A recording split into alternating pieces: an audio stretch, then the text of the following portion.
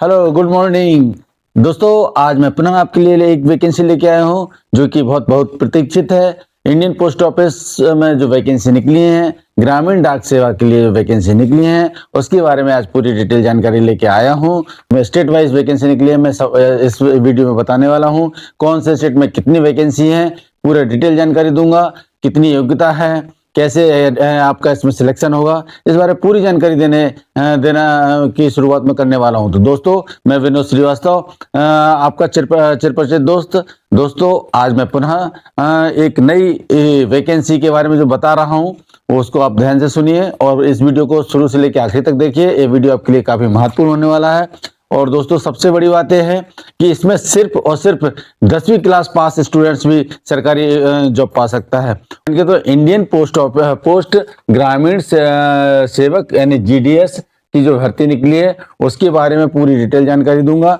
साथ में ये जानकारी देने वाला हूं कि इसमें कितने पद हैं। तो सबसे पहले मैं आपको बता दूं कि ग्रामीण डाक सेवक जीडीएस की जो भर्ती है, इसमें टोटल 21,413 पदों की वैकेंसी निकली है। और 21,400 जो 13 पद हैं, उसके लिए सिर्फ और सिर्फ 10th क्लास पास, जिसके लिए जो क्वालिफिकेशन है 10th क्लास यानी हाई स्कूल पास होनी चाहिए। वो भी मैथमेटिक्स और इंग्लिश आपको सब्जेक्ट में पास होना आवश्यक है। और साथ में इसके बारे में और जानकारी देता हूं।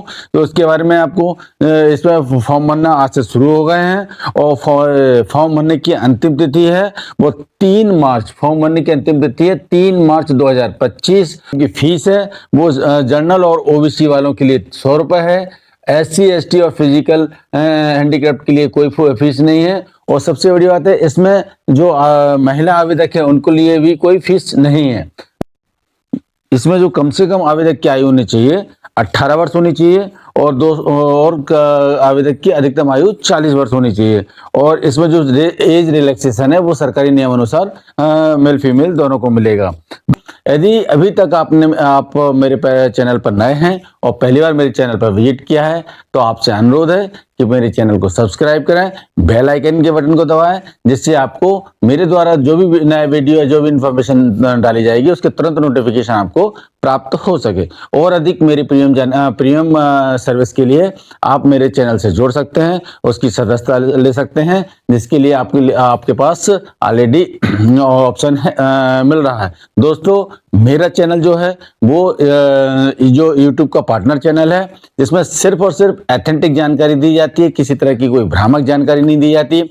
जब तक कि सरकार द्वारा प्रॉपर गाइडलाइन जारी नहीं की जाती और प्रॉपर नोटिफिकेशन जारी नहीं किया जाता, तब तक मैं बेवजह की जानकारियां अपनी PRP बढ़ाने के TRP बढ़ाने के लिए या अपनी लाइक्स और व्यू बढ़ाने के लिए नहीं करता। क्योंकि मैं जानता हूं कि मेरे जो दोस्त हैं, मेरे जो स्टूडेंट्स हैं, उनका टाइम बहुत कीमती है और उन्हें बेवजह मैं मिसगाइड नहीं करता। दोस्तों, मेरे चैनल पर आप पूर्ण विश्वास कर सकते हैं। मेरे द्वारा जो भी शब्द बोला जा रहा है वो पूर्णतः नियम अनुसार बिल्कुल सही है और इसमें कहीं भी किसी भी तरह की कोई फाल्स जानकारी मेरे द्वारा नहीं दी जाती। तो दोस्तों, अब मैं आपको बताता हूं कि जो इसके लिए आपको क्या क्या तैयारी करनी है जब आप फॉर्म भरेंगे, क्योंकि ये पूरे फॉर्म जो हैं पूरे ऑनलाइन भरे जाएंगे।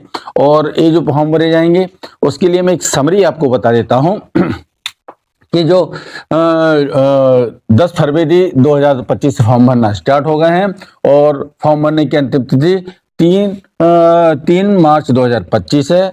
और जब कैंडिडेट फॉर्म भरना शुरू करें तो आप पहले से तैयारी क्या करें वो इसके बारे में आपको बता देता हूं। सबसे पहले आप सभी जो भी एलिजिबिलिटी आपकी योग्यता, eligibility, ID proof, address detail, basic detail, इनकी पूरी डिटेल जानकारी आप अपने पास अपने मोबाइल या लैपटॉप में रखें।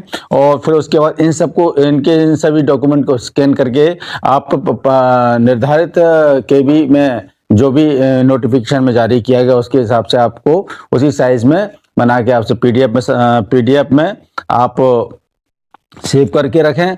और उसके बाद जब आप फॉर्म भरना शुरू करें तो जहां भी आपको जो भी डॉक्यूमेंट्स को अपलोड करना है वो अपलोड करें और फिर फाइनल सबमिट बटन दबा के आप उसका एक प्रिंट आउट लेना ना भूलें। दोस्तों अब मैं आपको बताने वाला हूं कि किस स्टेट में कितनी वैकेंसी हैं और किस किस कैटेगरी की कितनी वैकेंसी है। इसको आप पूरा ध्यानपूर्वक देखिए और आप जिस भी स्टेट में रहते हैं उसी स्टेट में आप अप्लाई करें, और विशेष तौर पे आप जिस डिस्ट्रिक्ट में रहते हैं और उस स्टेट के डिस्ट्रिक्ट वाइज भी आप जब नोटिफिकेशन की पूरी डिटेल जानकारी मैं आपको दूंगा तो आप हो सके तो आप वहां अप्लाई करें। तो दोस्तों मैं आपको पूरा बताने वाला हूं कि जो सर्किल किस सर्किल में कितनी वैकेंसी निकली है, उसमें अनरिजर्व कैटेगरी की कितनी है, ओबीसी की कितनी है, एससी की कितनी है, एसटी की कितनी है, पीडब्ल्यूडी की कितनी है, इस तरह से टोटल हर सर्किल में कितनी वैकेंसी है उसके बारे में आपको बताने वाला हूं। तो सबसे पहले मैं जो आपको बताने वाला हूं, चूंकि मैं मध्य प्रदेश से हूं तो सबसे पहले मैं मध्य प्रदेश की वैकेंसी के बारे में बताना चाह रहा हूं कि मध्य प्रदेश में कितनी वैकेंसी है। मध्य प्रदेश में जो वैकेंसी है टोटल वो 1314 वैकेंसी है दोस्तों। 1314 वैकेंसी है। 1314 वैकेंसी में अनरिजर्व यानी सामान्य श्रेणी के लिए, जिसमें मेल फीमेल दोनों अप्लाई कर सकते हैं, इसमें 503 वैकेंसी है। ओबीसी के लिए 132 वैकेंसी है, एससी के लिए 185 वैकेंसी है, एसटी के लिए 264 है, ईडब्ल्यूएस के लिए 161 है।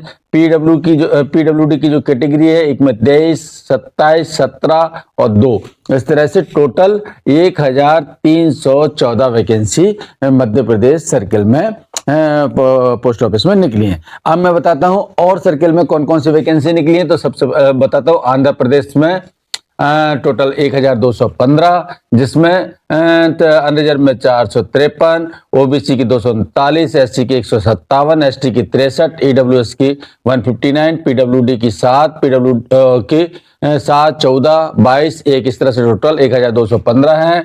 असम में टोटल 501 पोस्ट हैं, जिसमें अनरिजर्व की 217, ओबीसी की 153, एससी की 35, एसटी की 53, ईडब्ल्यूएस की 33 और पीडब्ल्यूडी शेष पीडब्ल्यूडी के लिए है।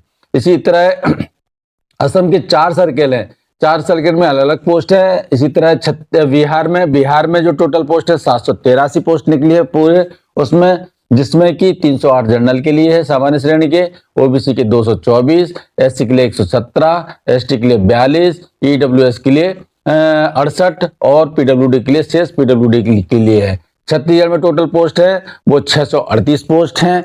638 पोस्ट में सामान्य के लिए 245, ओबीसी के लिए 59, एससी के लिए 80 और एसटी के लिए 162, ईडब्ल्यूएस के लिए 70, शेष पीडब्ल्यूडी के लिए है। और इस तरह से टोटल 638 पोस्ट है बिहार के लिए और 638 पोस्ट छत्तीसगढ़ के लिए। इसी तरह दिल्ली में 638, दिल्ली में 30, गुजरात में 1203, जिसमें गुजरात में जो 1203 में सामान्य के लिए 520, ओबीसी के लिए 260, एससी के लिए 54, 212 एसटी के लिए और ईडब्ल्यूएस के लिए 122। और इसी तरह हरियाणा में 82, हिमाचल प्रदेश में 331, जम्मू कश्मीर में 255, झारखंड में 822, कर्नाटका में 1135, केरला में 1385 और महाराष्ट्र में 25, महाराष्ट्र में जो दूसरे सर्किल है उसमें 1473, नॉर्थ ईस्टर्न में जो है वो 118 है। नॉर्थ ईस्टर्न की जो 6 क्षेत्र हैं उसमें 118, 587, 66, 117, 301, 71 है। उड़ीसा में 1101 पद हैं। उड़ीसा में 1101 जो पद हैं उसमें सामान्य के लिए 478, तो ओबीसी के लिए 115, एससी के लिए 163, एसटी के लिए 234, ईडब्ल्यूएस की 96, इस तरह से 1101 पद हैं। पंजाब में एक सर्किल में 8 है, दूसरे सर्किल में 392 है। तमिलनाडु में सबसे ज्यादा पोस्ट है, तमिलनाडु में 2292 पोस्ट हैं। और उत्तर प्रदेश में 3004 पद हैं।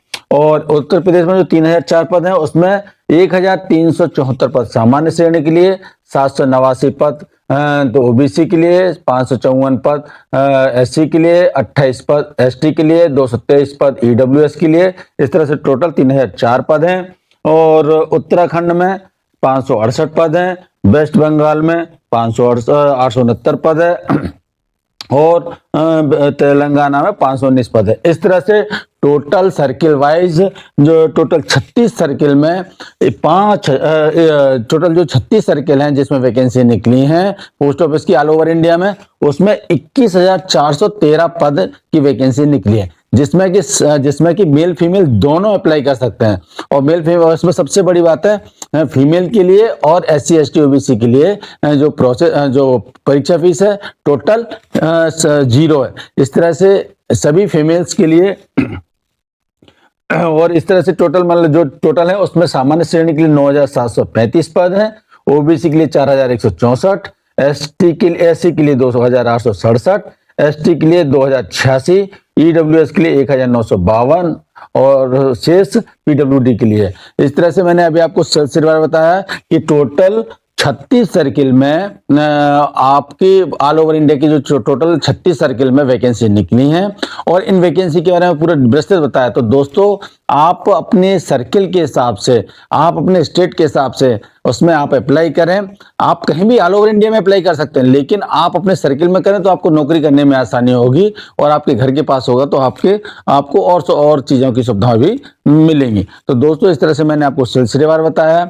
मैं आपको बार बार बोल रहा हूँ कि मेरे वीडियो को मैं आप शुरू से लेकर आखिरी तक बने रहिए, इसमें पूरी डिटेल आपको जानकारी देने वाला हूँ दोस्तों। हाँ तो दोस्तों अब मैं जैसे कि मैं आपको पहले ही बोलता रहता हूं कि जब तक कि मैं वो जानकारी नहीं लेके आता हूं, जब तक कि पूरा सरकार द्वारा क्लियर ना हो जाए कि हाँ वैकेंसी निकली है। और दूसरे चैनलों के जैसा नहीं कि बेवजह सिर्फ तिल का ताड़ा बनाते हुए आप लोगों को वैकेंसी के बारे में, इतनी वैकेंसी निकलने वाली है, यहाँ आने वाली है, वहाँ आने वाली है, इस पोस्ट पर इतनी वैकेंसी है, आप जल्दी फॉर्म भर दो। पता चला ना तो उसका कोई साइट का मालूम है, ना कोई इसका नोटिफिकेशन का मालूम है कि कब फॉर्म भरे जाएंगे, सिर्फ अंदाज से कुछ ही बोलते हैं और बच्चों का टाइम खराब होता है। तो स्टूडेंट्स आपको ये पहचानना होगा कि ऐसे चैनलों से आप दूर रहें जिसमें आपकी टाइम खराब होता है। तो दोस्तों अब मैं बताता हूं कि जो नोटिफिकेशन जारी हुआ है उसके बारे में पूरी जानकारी मैं आपको देने वाला हूं। तो देखिए जो गवर्नमेंट ऑफ इंडिया ने, मिनिस्ट्री ऑफ कम्युनिकेशन ने जो नोटिफिकेशन जारी किया है वो नोटिफिकेशन जनवरी 2025 में जारी किया है। देखिए एप्लीकेशन जो इनवाइट की गई है वो जो वैकेंसी की पोस्ट GDS मतलब ग्रामीण डाक सेवा के लिए जो वो पोस्ट निकली है, उसमें जो पोस्ट है वो branch post office, branch post master यानी BPM, assistant branch post master ABBPM, डाक सेवक तीन पोस्ट हैं निकाली है। इन तीनों पोस्टों के लिए आप तीन पोस्ट जो पद हैं उनके बारे में मैं आपको और डिटेल जानकारी देने वाला हूं। तो अब जैसे कैसे आपको उसमें रजिस्ट्रेशन कैसे करना है, ऑनलाइन एप्लीकेशन कैसे डालना है, तो इसमें आपको यदि कोई गलती हो जाती है फॉर्म में तो कैसे आप एडिट करेक्शन करना है, इसकी पूरी डिटेल जानकारी नोटिफिकेशन में दी गई है। तो दोस्तों देखिए अब इसके बारे में आपको बताऊं, जो registration and submission of online application की जो डेट है वो 10 फरवरी 2025 यानी आज से प्रारंभ हो गई है और जो आवेदन करने की जो अंतिम तिथि है 3 मार्च 2025 तक आप आवेदन कर सकते हैं। अब कई बार ऐसा होता है जल्दबाजी में या कई बार छोटी मोटी गलती की वजह से कोई फॉर्म में गलत इंफॉर्मेशन भर जाती है तो उसमें आप करेक्शन भी कर सकते हैं। तो उसमें करेक्शन करने की जो डेट दी है, जो आप उसमें कुछ जोड़ सकते हैं, उसमें करेक्शन कर सकते हैं, विंडो खुलेगी। उसके लिए आपको 6 मार्च 2025 से आपकी करेक्शन विंडो खुलेगी और 8 मार्च 2025 यानी आपको 2-3 दिन आपको दे दिए जाएंगे, जिसमें यदि आपको उसमें कुछ जो फॉर्म आपने भरा है उसमें कुछ जोड़ना चाहते हो या आपने कोई गलती से कुछ भर दिया तो उससे आप उसमें कुछ करेक्शन करना चाहते हो तो उसके बारे में पूरी डिटेल आपको इस तरह से जो 3 दिन दिए गए हैं। अब जो सर्विस कंडीशन है और जॉब प्रोफाइल के संबंध में पूरी डिटेल जानकारी है वो पूरे नोटिफिकेशन में जानकारी दी है। उसमें अब मैं आपको बताऊं तो जो ब्रांच पोस्ट मास्टर यानी BPM की जो पोस्ट निकली है, जो पोस्टें हैं इनको क्या इनकी सैलरी कितनी रहेगी, क्या अलाउंसेस रहेगा, उसके बारे में भी डिटेल आपको जानकारी दे देता हूं। तो देखिए जो अलाउंसेस रहेंगे, जो हर साल जो है ना 3% का आपका इंक्रीमेंट रहेगा। हर साल आपको 3% आपका जो टोटल अमाउंट रहेगा उसका इंक्रीमेंट रहेगा। फुलफिलमेंट यदि आप कंडीशन पूरी करते हैं डीए मिलेगा, जो सरकार के नियमानुसार जो डीए मिलता है वो डीए मिलेगा। और इस तरह से अब मैं देखो जो ब्रांच पोस्ट मास्टर की जो सैलरी स्लैब है वो 12,000 से 29,380 का इसमें बेसिक भी रहेगा। इसी तरह असिस्टेंट ब्रांच पोस्ट मास्टर या डाक सेवक की जो पोस्ट है वो 10,000 से 24,470 रुपए इसका बेसिक पे रहेगा। हर साल 3% का इंक्रीमेंट रहेगा। और साथ में जो डीए जो सरकारी नियम अनुसार जो डीए जो डीए वगैरह है जो सरकारी जो भत्ते हैं वो आपको मिलेंगे। अब मैं बताऊं एलिजिबिलिटी और क्राइटेरिया एलिजिबिलिटी क्या रहेगी इन पोस्टों के लिए, जो तीनों पोस्ट निकली हैं और इनकी जो एज लिमिट क्या रहेगी इसके बारे में आपको बता देता हूं। तो सबसे पहले मैं बात करता हूं एज लिमिट के बारे में। तो मिनिमम एज है वो 18 वर्ष की होनी चाहिए। ये सभी पोस्टों के लिए बात कर रहा हूं जो तीनों तरह की जो पोस्ट निकली है। और अधिकतम आयु 40 वर्ष होनी चाहिए। और अधिकतम आयु 40 वर्ष जो है वो सरकारी नियम अनुसार छूट है। अब इसमें जो सरकारी नियम जो रिलैक्सेशन है अपर एज लिमिट में वो उसके बारे में बता देता हूँ। SC ST को 5 साल की छूट है। अदर बैकवर्ड क्लास यानी OBC को 3 साल की छूट है एज में। और इकोनॉमिकल मतलब EWS वालों को बच्चों को कोई एज में कोई रिलैक्सेशन नहीं है। और PWD वालों को 10 साल का छूट है। और इस तरह से PWD मतलब PWD और OBC है तो उन्हें 13 साल की छूट है। और PWD OBC SC ST में यदि कोई है तो उन्हें 15 साल की एज में छूट है। तो इस तरह से आपको मैंने एज लिमिट के बारे में बताया। अब बता रहा हूं कि क्वालिफिकेशन के बारे में बात करते हैं। तो जो क्वालिफिकेशन जो नोटिफिकेशन के दिनांक तक जो क्वालिफिकेशन होनी चाहिए आपके पास वो जो GDS की जो पोस्ट निकली उसके लिए secondary school examination pass certificate of the 10th standard with passing mark in mathematics and English conduct by any recognised board of school education by the government of India, state government, union territory in India. यानी आप 10th class pass होना चाहिए किसी भी मान्यता प्राप्त board संस्थान से। आप 10th क्लास पास होना चाहिए। साथ में आपके उस 10th क्लास में फिजिक्स में मैथ में और इंग्लिश में आपके मिनिमम क्वालिफाइंग मार्क होना आवश्यक है। मैं इसलिए देखिए मैं नोट जो सरकार के बिल्कुल दिशा निर्देश है मैं उसके हिसाब से पूरी हर चीज जानकारी लेके आता हूं। आप इसी क्वालिटी को समझिए। जो इस तरह की बेवजह की फैकलॉजी वाली बात करते हैं और चैनल वाले, जिससे कि यूट्यूब का भी मान खराब होता है, यूट्यूब की भी एक इमेज खराब होती है कि इधर बहुत कचड़ा ज्ञान रहता है। तो दोस्तों आइए आपको समझना होगा, ऐसे लोगों का बहिष्कार करना होगा और ऐसे लोगों से ऐसे चैनल से जुड़ना होगा जो आपको सही जानकारी देते हैं और आपके समय की बर्बादी को रोकते हैं। तो आप देखिए मैं एक एक चीज जो सरकार द्वारा मैं पूरी एक एक चीज जानकारी आपको दे रहा हूं, देखिए उसको, है ना। अब एजुकेशन क्वालिफिकेशन जो मैंने आपको बता दिया। अब उसमें सबसे बड़ी बात एक मैं आपको इस चीज में और क्लियर कर देता हूं कि आप जिस सर्किल में मतलब जिस क्षेत्र में है वहां की आपको लैंग्वेज, लोकल लैंग्वेज आपको आना जरूरी है। जैसे कि पंजाब में पंजाबी, असम में असमिया, जैसे तेलुगु, आंध्र प्रदेश तेलुगु, है ना, महाराष्ट्र, ये लोकल लैंग्वेज आपको आना आवश्यक है।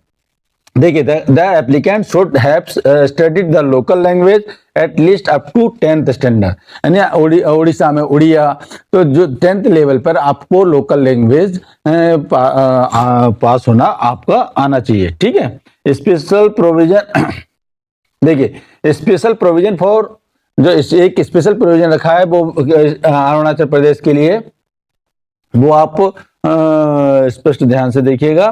और ये जो मिनिमम क्वालिफिकेशन में आपको बताया जैसे 10th क्लास पास होना चाहिए, वही मैथ और इंग्लिश सब्जेक्ट के साथ मिनिमम क्वालिफिकेशन के साथ में लोकल लैंग्वेज जहां कर आप स्टेट का भर रहे हैं वहां की लोकल लैंग्वेज आपको आना चाहिए। साथ में अदर क्वालिफिकेशन जो होनी चाहिए उसके बारे में बता देता हूं। तो आपको कंप्यूटर का ज्ञान होना चाहिए, है ना, आपको साइकिल चलाना आना चाहिए और आपको वहाँ के जो जिस क्षेत्र में आप जॉब करेंगे वहाँ की लाइवहुड के बारे में पूरी आपको जानकारी होनी चाहिए।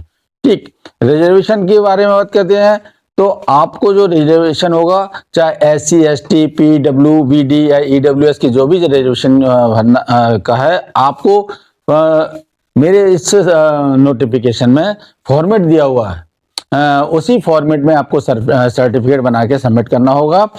कैसे अप्लाई करना है, हाउ टू अप्लाई, मतलब अप्लाई कैसे करना है उसके बारे में आपको बता देता हूँ। Application are to be submitted in the online mode only. सिर्फ आपको ऑनलाइन अप्लाई करना है, ऑफलाइन नहीं करना है। आपके ऑफलाइन का कोई उत्तर नहीं दिया जाएगा और हम आपको रिजेक्ट कर दिया जाएगा। और ऑनलाइन आपको किस साइट पर करना है, वो है इंडिया पोस्ट GDS online.gov.in पर जाकर आपको ऑनलाइन एप्लीकेशन फॉर्म भरना है। और कैसे करना है आपको कि सबसे पहले ऑनलाइन उस पर जाके आप अपने आप को रजिस्टर करें। रजिस्टर करने के बाद आप उसमें अपने पूरा डिटेल रजिस्टर करने के बाद आपको एक आईडी मिलेगा, पासवर्ड मिलेगा, उससे आप दोबारा लॉगिन करें। उसमें आपका पूरा आप डिटेल जो भी मांगा गया पूरी डिटेल भरें। आपकी जो भी सर्टिफिकेट हैं, यदि आप किसी सर्टिफिकेट तो पार्टिकुलर सर्टिफिकेट पूरा उसमें अपलोड करें। तो फीस, यदि आप फीस के हैं तो फीस का है तो फीस डिटेल फीस भरें। भरने के बाद आप उसे सबमिट करें और उसका एक प्रिंट आउट लेके रखें। ये है एप्लीकेशन अप्लाई करने का फॉर्म। अब सिलेक्शन प्रोसेस के बारे में बताता हूँ, आपका सिलेक्शन कैसे होगा, सिलेक्शन क्राइटेरिया है क्या। तो सिलेक्शन क्राइटेरिया के बारे में बात करते हैं। सिलेक्शन क्राइटेरिया, तो इसमें जो सिलेक्शन होगा वो टोटल मेरिट बेस पे होगा। ये सिस्टम जनरेटेड मेरिट लिस्ट होगी, इसमें किसी तरह का कोई सोर्स सिफारिश नहीं चलने वाली। तो दोस्तों आप यदि आपकी जितनी अच्छी आपके नंबर होंगे 10th क्लास में, तो उतना अच्छा आपको चांस रहेगा कि आपका इसमें सिलेक्शन हो। The merit list will be prepared of the basic of mark obtain and conversation grade point to mark, मतलब in secondary school examination of 10th standard of recognised board aggregate to percentage the accuracy of the 4 decimal, मतलब 4 decimal तक ही आपकी accuracy निकाली जाएगी। उस हिसाब से merit list बनेगी। जहां पर आपको ग्रेड से जिस बोर्ड में आपको ग्रेड सिस्टम मिला है तो उसमें भी डिसाइड है कि किस ग्रेड पे आपको कितने % मार्क्स आपको मिलेंगे। उसके बारे में मेरे इस पूरे नोटिफिकेशन में आगे पूरा डिटेल दिया है, आप चाहें तो उसे देख सकते हैं। अब उसके बारे में आपको एक बार चलो मैं भी एक बार बता देता हूं। जैसे आपको 10th में A1 ग्रेड मिला है और तो उसके ग्रेड पॉइंट 10 होते हैं, तो उसका जो मल्टीप्लिकेशन फैक्टर 9.5 निकालेंगे। A2 के लिए 9 ग्रेड पॉइंट है तो 9.5 मिलेगा। B1 के लिए 8 है तो 9.5 मिलेगा। B2 के लिए 7 है तो 9.5 मिलेगा। C1 है तो 6 है तो 9.5, C2 है तो 5 तो 9.5। इस तरह से पूरा ग्रेडिंग सिस्टम किस तरह से वो नंबर मार्क करेंगे वो उन्होंने नोटिफिकेशन में सरकार ने पूरा क्लियर किया हुआ है। उसे आप पूरा ध्यान से चाहें तो पढ़ सकते हैं। और इस तरह ए जो नोटिफिकेशन की पूरी PDF मेरे डिस्क्रिप्शन बॉक्स में आपको मिल जाएगी। तो जैसे आपको कोई जब आप मेरा वीडियो देखेंगे तो आप मेरे डिस्क्रिप्शन बॉक्स में जाके इस PDF की लिंक को खोलकर आपको पूरी डाउनलोड करके ढंग से पढ़ सकते हैं। जब और उसके बाद जब सिलेक्शन और प्रोसेस ऑफ फिजिकल वेरिफिकेशन कैसे होगा, जब आप मेरिट लिस्ट में आएंगे तो जब आपको बुलाया जाएगा तो आपके डॉक्यूमेंट का फिजिकल वेरिफिकेशन होगा। और फिजिकल वेरिफिकेशन में क्या कौन कौन सी आपको चाहिए फिजिकल वेरिफिकेशन में आपको बताऊं क्या क्या रिक्वायर्ड हो रहेगा। डॉक्यूमेंट ऑन ओरिजिनल एप्लीकेबल और 2 set self attested photocopy submission, मतलब आप 2 सेट में फोटोकॉपी करके लाएं सेल्फ अटेस्ट। और कौन कौन से डॉक्यूमेंट रहेंगे साथ में ओरिजिनल रखिएगा। Marksheet, identity proof, caste certificate, PWD certificate, EWS certificate, transgender certificate, date of birth proof, मतलब ये जो सर्टिफिकेट जिस में आप अप्लाई करते हैं वो सर्टिफिकेट साथ में होना चाहिए, है ना। और medical certificate issue by medical officer of any government hospital या गवर्नमेंट डिस्पेंसरी। और certificate issue by computer authorised respected knowledge tribal local डिलेट, मतलब जो भी आप कंप्यूटर के बारे में जो भी आपने पढ़ाई की है उसका सर्टिफिकेट लेके आना चाहिए। आपको जो फाइनल सिलेक्शन तब माना जाएगा जब आप फिजिकल वेरिफिकेशन अपने डॉक्यूमेंट्स का करा देंगे। मतलब आपका मेरिट लिस्ट के बारे में जानकारी और आगे की जानकारी के लिए आपको सिर्फ वेबसाइट को देखते रहना है। आपके ईमेल पर या आपको SMS के माध्यम से आपको जानकारी दी जाएगी। तो दोस्तों आप उसमें जो भी फॉर्म भरेंगे उसमें पूरा email ID, valid email ID भरें और साथ में आप जो फोन नंबर दें वो फोन नंबर ऐसा दें जो कम से कम 1 साल तक प्रॉपर काम करता है, क्योंकि उसी पर मोबाइल नंबर और ईमेल पर ही आपको पूरी जानकारी आगे की दी जाएगी। सिलेक्शन की मेरिट लिस्ट की पूरी डिटेल जानकारी आपको मिले और साथ में आप साइड जो संस्था की साइड है उसको प्रॉपर देखते रहें। और आपको उसमें जो एंगेजमेंट लेटर है वो भी आपको वहीं पर आपको मिलेगा। दोस्तों इस तरह से मैंने पूरी डिटेल जानकारी दी है कि पोस्ट ऑफिस में जो वैकेंसी निकली है सर्किल वाइज पूरी डिटेल जानकारी दी है आप उसे, और साथ में मेरे जो नोटिफिकेशन है उसका पूरी डिटेल मेरे पीडीएफ में आपको इसकी लिंक मिल जाएगी। उसे आप चाहें तो उसे खोलकर पूरा पीडीएफ पे आराम से आप पढ़ सकते हैं। पूरा अच्छी तरह से डिटेल जानकारी लेने के बाद ही आप उसे फॉर्म भरें। और दोस्तों मेरी सलाह है कि यदि आपके सर्किल में जगह निकली हुई है तो आप उसको अवश्य भरें, क्योंकि इसमें सिर्फ 10th क्लास के मेरिट की बेस पर सिलेक्शन होना है, ना इसमें कोई इंटरव्यू है, ना कोई इसमें रिटन टेस्ट है, सिर्फ और सिर्फ आपकी मेरिट बेस पे होना सिलेक्शन है। यदि आप निर्धारित योग्यता पूरी करते हैं और आपको वास्तव में आपके 10th क्लास में अच्छी नंबर हैं तो आप इसे अप्लाई जरूर करें। दोस्तों साथ में मैं कहना चाह रहा हूँ, दोस्तों मेरे द्वारा जो भी वीडियो डाले जा रहे हैं मेरे चैनल पर उन्हें आप एक बार देखें। वो वीडियो आपके बहुत काम के हो सकते हैं। इसमें बहुत नॉलेजेबल है जानकारी है, जॉब से संबंधित हर डिटेल जानकारी रहती है, कोई फाल जानकारी नहीं होती। साथ में अभी तक मेरे चैनल को यदि अभी तक आपने सब्सक्राइब नहीं किया तो सब्सक्राइब कराएं, बेल आइकन के बटन को दबाएं और साथ में मेरे वीडियो आप लाइक के साथ साथ अपने दोस्तों के साथ भी, अपने रिश्तेदारों के साथ भी शेयर करें, ये उनके काम के भी हो सकते हैं। तो दोस्तों इसी तरह की जानकारी प्राप्त करते रहने के लिए आप मेरे चैनल से जुड़े रहें। मिलते हैं अगले वीडियो में, तब तक के लिए नमस्कार।